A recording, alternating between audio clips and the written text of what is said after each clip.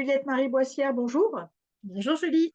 Vous êtes conseillère en orientation scolaire au sein du réseau Ton Avenir. Vous officiez à Saintes, c'est en Charente-Maritime, mais ce n'est pas la seule chose que vous avez fait dans votre carrière. Oui, je suis également coach certifié, je fais de l'accompagnement professionnel ainsi que de la formation. Et avant cela, j'étais responsable de section et formatrice en centre de formation pour apprentis ainsi que développeur de l'apprentissage. Voilà pourquoi Donc je vous vais êtes l'experte qu'il nous fallait et que vous allez pouvoir nous aider et parler de ce sujet, donc évidemment en relation avec l'alternance. En l'occurrence, on le voit à l'écran. Comment choisir sa formation en alternance? Sur quels critères? En effet, c'est voilà, l'alternance, hein, c'est un système qui permet de préparer un diplôme et aussi d'être en entreprise et de mettre du concret dans sa formation. Mais comment on est sûr de choisir la bonne formation? Parce que bah, voilà, c'est tout un cheminement après et donc c'est assez important. Oui, alors après, l'idée c'est de savoir, comment, choisir, sa formation, et puis, de pouvoir, comprendre, comment choisir, cette formation-là. Donc il y a des critères à prendre en compte. Déjà, ce qui est très important, c'est de savoir est-ce que c'est un diplôme qui est reconnu, comme par exemple un BTS, ou un CAP ou un bac pro, quelque chose qui va nous donner, voilà, un diplôme qui sera reconnu par les entreprises. La certification, c'est encore quelque chose de différent. Il faut aller vérifier, si c'est une certification qui est reconnue également comme un titre, RNCP. Donc là, il va être inscrit au Registre national des certifications professionnelles. Il y a beaucoup de formations qui existent et là, elles ne sont pas toujours reconnues. Donc là, l'idée, c'est vraiment quand on s'engage, sur, un apprentissage, heu, quand on veut faire de l'alternance, ce sont des critères qui sont très importants à prendre en compte, auxquels on ne pense pas Et toujours, mais il faut aller. est-ce que ce sont des informations faciles à trouver? Est-ce que ce sont des informations que les écoles, les centres de formation mettent en évidence sur leur site internet et cetera? Bien sûr, après vous pouvez voir sur le site internet, si c'est marqué RNCP, si c'est, justement en termes de diplôme, si c'est quelque chose qui est reconnu, vous pouvez demander au centre de formation. Sur les plaquettes, c'est spécifié en général, hein, Oui. donc il faut pas hésiter à demander, c'est très important parce que quand on veut, faire un métier, si derrière il est pas reconnu, par l'entreprise, ça peut être, problématique. Donc d'une formation à une autre, il est très important d'aller regarder ces critères-là. Alors, il y a d'autres critères aussi à voir, c'est qu'on peut, aller, vérifier, les avis des anciens alternants. On peut demander des avis, on voit ce qu'ils ont pensé de la formation. Ça peut se faire au moment des portes ouvertes. Vous avez des personnes qui sont, justement sur, les stands, au moment des salons Studirama, quand ils sont en présentation, il y a souvent des étudiants qui sont présents aussi, qui représentent les écoles. Il faut et leur poser des questions sur leur formation, ce qu'ils aiment, toutes ces choses-là, c'est très important. Les Oui, réseaux ceux sociaux, donc c'est la ceux qui l'ont fait réputation. qui en parlent le mieux, oui, évidemment. C'est à eux qu'il faut poser la question Exactement, à l'occasion. voilà.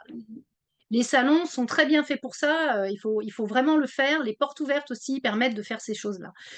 Les avis sur les réseaux sociaux. Donc, chaque centre de formation, va avoir, des réseaux sociaux. On peut aller voir un petit peu ce qu'ils mettent, ce qu'ils présentent, comment ils délivrent leurs diplômes. La réputation, il y a toujours plein de choses, qui circulent. Il faut aller regarder, il faut être curieux, il faut chercher des choses. Ensuite, on peut regarder aussi les accréditations, du centre de formation. On peut voir le classement, les accréditations, notamment sur les écoles de commerce, c'est quelque chose quand elles ont des accréditations, je peux vous dire que souvent les écoles, elles fêtent ça parce que c'est quelque chose qui donne de la valeur à la formation, à l'école et aussi aux étudiants. Derrière, la formation, elle est très valorisée, vis-à-vis de ces accréditations-là. Donc, ensuite, vous allez avoir, dans les autres critères, alors je vous passe la slide suivante.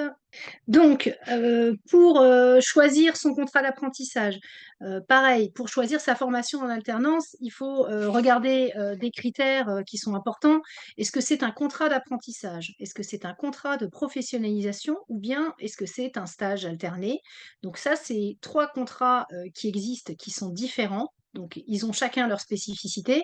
Le contrat d'apprentissage, se fait en général pour, les moins de 18 ans. Contrat de professionnalisation, on est vraiment, avec un temps qui est très axé sur le côté professionnalisant Mmh. et le stage, on est sur de la formation initiale. Donc là, c'est pareil. On parle de la formation initiale, le stage alterné, on n'en parle pas souvent, mais c'est aussi de l'alternance, mais une alternance qui est différente. Tout à fait. Ensuite Non, c'est important parce que si c'est la seule possibilité finalement pour le jeune, c'est quand même une possibilité intéressante de mettre du concret dans sa formation, oui. Vous faites bien de bien le dire. sûr, bien sûr. Alors après, moi, il y a une chose que je trouve qui est primordiale, c'est de vérifier que la mission qu'on va faire dans son entreprise, elle va, correspondre au référentiel de compétences attendues. Alors, je vous ai mis digital en NDRC. Je me suis retrouvée, quand j'étais formatrice, en BTS NDRC avec des étudiants qui n'avaient pas, de site internet, ou qui n'avaient pas du tout de réseaux sociaux dans leur entreprise. C'est problématique quand on fait une formation en digital. C'est-à-dire qu'on est D'accord. censé développer un site internet et des réseaux sociaux. S'il y a pas, ce qu'il faut dans l'entreprise, il faudra carrément sortir le jeune. Alors, il peut rester dans son entreprise parce que toutes les autres parties pourront être faites, mais sur la partie digitale, il faudra sortir le jeune, qu'il aille faire un stage dans une autre entreprise. Donc, ça veut dire qu'il faut resigner une convention derrière. Donc, c'est quand même assez compliqué. En général, il faut trouver une entreprise avec des missions qui correspondent. Et il faut pas hésiter. C'est pas parce qu'on est en apprentissage, qu'on fait une formation justement en alternance, qu'il faut se dire bon bah voilà l'employeur déjà je suis content il me prend et je vais accepter tout et n'importe quoi. Bah non, parce que derrière, on se forme. Donc si on n'a pas le référentiel qui nous permet, bah, d'apprendre, en entreprise et vice versa, ça devient vraiment problématique. Donc ça, Et c'est un ça critère pour moi important. et ça, les écoles et les établissements de formation, ils veillent en fait, en demandant aux entreprises avec lesquelles elles travaillent parce que souvent, bah, voilà, les entreprises, les établissements de formation, les écoles, les CFA ont des entreprises partenaires. Elles veillent à ce que les missions correspondent bien au diplôme qui va être préparé, on est d'accord? Alors il y a 2 cas de figure en fait, qui peuvent se présenter. Premièrement, vous avez un développeur de l'apprentissage, c'est-à-dire le commercial du centre de formation qui travaille pour le centre de formation, qui va aller, justement, faire des immersions en entreprise, enfin des rencontres avec le chef d'entreprise et qui va aller vérifier si, il y a des missions qui sont réalisables. C'est-à-dire qu'il va aller vérifier si, il y a un site internet, s'il y a des réseaux sociaux, il va aller voir s'il y a un besoin, et dans ces cas-là, il va, présenter la formation qui va correspondre aux besoins de l'entreprise et ça, quand c'est le jeune qui va directement en entreprise et qui dit: «Bah, voilà, je voudrais faire un BTS, management, commercial opérationnel», donc MCO, à côté de ça, bah, les missions correspondent plus à du négociation, digitalisation de la relation client parce qu'on est sur, plus un échange en distanciel avec le client. Bah, là, on va aller, le Correspond. développeur peut aussi être amené à dire: «Attention, là, ce BTS, il est moins adapté». Ou alors un BTS tourisme, mais qui sera pas en interface, avec, des clients, pour parler des langues étrangères, alors qu'il est censé, développer des choses. Donc vous voyez, chaque formation a besoin d'être vérifiée, au niveau du référentiel. Alors quand c'est un jeune qui trouve lui-même son entreprise, c'est plus problématique parce que, il va trouver l'entreprise, il va dire: «Je veux faire telle formation», le contrat se signe et puis il rentre en formation et là derrière, ben, c'est plus compliqué à dénouer et à aller changer le jeune, ça arrive, hein. On Bien peut sûr. le changer et le reconvertir derrière, sur l'autre formation. Ça peut se faire, mais c'est plus compliqué. Pareil, dès qu'il y a des changements, il faut que ce soit fait, avant l'entrée en formation et donc ensuite, pareil, il y a une chose qui est très importante, c'est la possibilité de poursuivre des études. Je parle de concours, parce que, bah, dans certaines écoles de commerce, vous faites, une formation, et si elle n'est pas reconnue, parce que justement on parlait du titre RNCP ou, du niveau avec un diplôme, bah, on ne peut pas continuer dans le niveau supérieur. Ça, faut y penser. D'où C'est un l'importance de problème. regarder, d'étudier, oui, la reconnaissance du diplôme, dont on parlait, juste avant. Parce que, si on n'a Exactement. pas le nombre de crédits, par exemple, le CTS, validé et cetera, la poursuite d'études va être beaucoup plus compliquée, oui. Complètement, complètement. Alors après, pareil, il y a une chose qui est possible, les critères qu'on peut regarder, c'est le taux d'insertion. C'est-à-dire que le taux d'insertion professionnelle après la formation, ça va vous permettre de savoir, ben voilà, est-ce que je vais trouver un travail à la sortie de ma formation?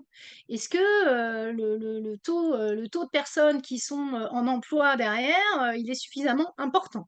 Donc ça, en général, Les centres de formation font des enquêtes à l'issue C'est obligatoire presque aujourd'hui, j'ai envie de dire, pour prouver finalement la valeur de leur établissement. Ils le mettent en avant également, hein, quand on a une formation, chaudronnier-soudeur, et que derrière, ben, on a, un taux de placement, très élevé, ce sont des métiers qui sont, vraiment très demandés, par les entreprises. On est vraiment, sur des métiers où il y a des besoins. Donc quand on fait une formation de chaudronnier-soudeur, il faut être clair que derrière l'employabilité, elle va être, Oui. à 100, hein, sans problème. Donc après, forcément, si on va dans des choses, qui sont très demandées, on aura plus de difficultés à trouver, par la suite. Après, il faut aussi vérifier, bah, qu'est-ce qu'on va apprendre comme compétences, dans sa formation? Parce que, ben, voilà, j'ai choisi la formation, j'ai choisi l'entreprise. Est-ce que j'ai acquis suffisamment de compétences pour rentrer dans la vie professionnelle? Heu, enfin dans la vie active? Et donc dans ces cas-là, hop, je me lance et puis je commence à travailler, ou est-ce qu'il faut que je continue derrière? Donc tout ça, Qu'est-ce qui c'est me vraiment manquerait, pour, parfaire mon CV? Oui. tout à fait. Ensuite, vous allez avoir, le calendrier d'alternance. Alors j'en parle parce que, c'est très important.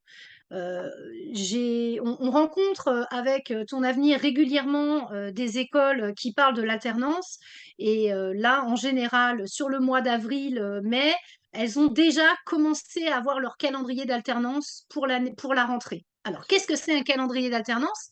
C'est, le calendrier qui va permettre de dire, à l'entreprise: «Ben voilà, vous prenez un jeune, en alternance, telle semaine, il sera en centre de formation pour apprentis et la semaine suivante, il sera en entreprise», et ça, en général, ça donne un petit peu la cadence avec les périodes de vacances et cetera. Pareil, au niveau des vacances, Il faut préciser, pardon, Juliette Marie, qu'en effet, en plus, les rythmes d'alternance peuvent être différents selon, les établissements de formation, selon, le diplôme. exactement. Voilà, c'est quelque chose d'important à prendre en compte. Les rythmes d'alternance sont complètement différents d'un établissement à un autre, et ce qu'il faut savoir aussi, je reviens sur les vacances parce que c'est souvent un thème qui est abordé, dès la rentrée. Alors là, Bizarre? en septembre, c'est: «Quand est-ce que je vais pouvoir prendre des congés?» Alors les congés, ils se cumulent, chaque mois, hein, puisque quand on est en contrat on signe un contrat d'apprentissage qui est un contrat de travail, et donc on cumule 2 jours et demi par mois, mais c'est aussi en fonction de ce que l'entreprise décide, et on ne peut jamais poser ses congés quand on le souhaite. C'est toujours le chef d'entreprise qui va décider. Mais c'est pareil, ils Exactement. ne peuvent pas être posés pendant les périodes de formation. Donc le calendrier d'alternance, ça permet aussi aux jeunes de se projeter, de se dire: bah voilà, je vais rentrer en septembre ou en octobre dans ma formation, je vais cumuler un certain nombre de jours par mois, et puis ensuite, à partir de telle date, peut-être que je pourrais demander à mon employeur s'il veut que si je peux prendre des jours. Mais ça, c'est toujours sur le temps de l'entreprise et jamais sur le temps du centre de formation. Voilà, c'est très important, que le jeune, ait conscience de ça, parce que si on lui enlève s'il prend ses congés pendant les périodes de formation, bah, il manque de la formation. Alors qu'en entreprise, bah, alors c'est toujours rectifiable. Pareil, sur les avantages, pour l'employeur, je vous en parlerai. Il y a beaucoup d'avantages, à avoir, un étudiant qui va apprendre, des choses, en alternance, parce qu'il aura une période, en école où il va apprendre des choses et il va avoir un regard neuf, pour, le chef d'entreprise. Donc c'est beaucoup de choses qui sont apportées au quotidien dans l'entreprise. Heu, c'est des choses peut-être qui sont manquantes, ou ça va être des choses en plus ou différentes, des façons de fonctionner qui sont différentes, d'organisation, qui peuvent être proposées. Alors bien sûr, le jeune doit pas arriver dans l'entreprise et dire, «Bah, voilà, moi j'ai appris ça en centre de formation, je vais tout changer dans l'entreprise parce que c'est pas comme ça qu'il faut faire». Là, par contre, c'est pas comme ça que ça fonctionne non plus. Il faut être très vigilant. Donc voilà. Donc les avantages, je pourrais vous en reparler dans une, vidéo, On fera u sur tous les on va faire avantages une autre vidéo à ce sujet, tout à fait, c'est très intéressant. également. Donc là, vérifier, c'est très important de vérifier, si, on peut, être mis en relation avec des entreprises. Le centre de formation, souvent, a une cellule commerciale. Donc cette cellule commerciale peut vous permettre d'avoir, des contacts. Donc là, il va vous mettre en relation avec des entreprises, il va vous mettre à disposition, des offres d'emploi, de son réseau partenaire. Donc ça peut être soit des entreprises avec lesquelles il a déjà travaillé, soit, le commercial, il a commencé à développer, de nouveaux contacts et donc là, beh, on va avoir de nouvelles offres, donc qui auront été vérifiées avec, justement les différentes missions. Les conseillers d'orientation peuvent aussi, vérifier tout ça, hein. C'est-à-dire que moi, au Non, non, mais quotidien, j'assiste des jeunes. je suis d'accord, on voit beaucoup trop, nous, en fait, sur les salons d'orientation Studyrama, des gens qui cherchent une entreprise. Ils ont déjà trouvé leur établissement de formation et finalement leur école, a, un réseau d'entreprises très faible ou très pauvre, voire pas du tout C'est et ça. du coup, ils sont vraiment, bah, en galère, hein, il faut dire le mot. Donc Mmh. en effet, voir si, les partenaires, les entreprises partenaires de l'établissement, sont vastes et permettent, bah, quand même d'avoir accès à un certain nombre d'offres. Oui, c'est une garantie importante. C'est ça. Et puis après, pareil, il y a certains centres de formation qui organisent des ateliers CV, lettres de motivation, entretien d'embauche, donc ça, c'est super. Ouais, Heu d'accord. mais c'est pas le cas de tous les centres de formation. C'est vraiment au cas par cas, donc après, il faut pas hésiter à se faire accompagner, pour travailler, ces outils, de recherche d'emploi, hein. Vraiment, on est là dans le réseau et c'est très important, de bien prendre en compte tout ça. On est, en tant que conseiller, là pour, aider les étudiants, et ça fait partie de nos missions au quotidien, de les aider à trouver, ben, ce qui va leur permettre, bah, d'être le plus épanoui possible dans leur entreprise. Bien sûr. De vérifier les missions, et de vérifier également, si, bah, tout correspond. La lettre de motivation, le CV, on en parlera dans une autre vidéo si vous le souhaitez, pour que je puisse vous donner, plein OK. d'informations, d'astuces, d'incontournables afin que, ce soit, le mieux possible, pour les jeunes qu'on souhaite aider. Merci Exactement. beaucoup, pour, tous ces conseils, Juliette Marie Boissière, en espérant eh bien qu'en effet, ça aide les jeunes à choisir la bonne formation en alternance. Merci encore. Merci beaucoup. Au revoir, à bientôt. Au revoir.